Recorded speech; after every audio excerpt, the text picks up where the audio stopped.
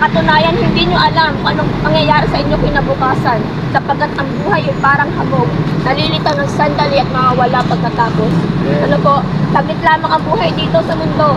Kung akala nyo ay matagal na kayong namalagi dito sa mundo, pero yung eternal life, o yung eternity pagkatapos ng buhay natin dito sa mundo ay mas mahaba pa.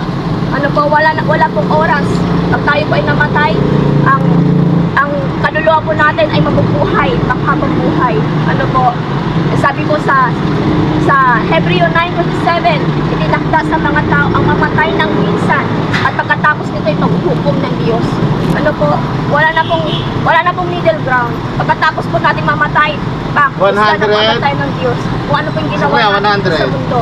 Ano po, ang pupuntahan po ng ating kaluluwa is either hell or heaven, impyerno o langit. Ano po? Regular.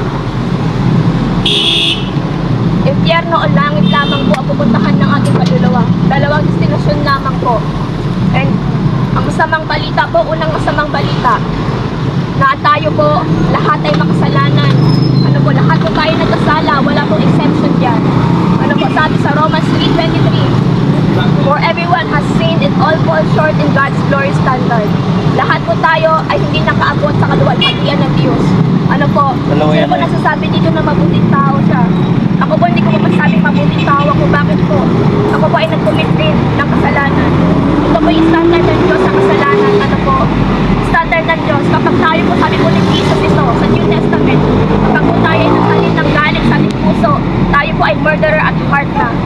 Kung tayo po ay tumingin ng may pagnanasa sa ating puso at sa ating isipan, sa isang babae, sa isang lalaki, na hindi natin asawa, tayo po ay nagpukumit na ng adultery sa ating puso.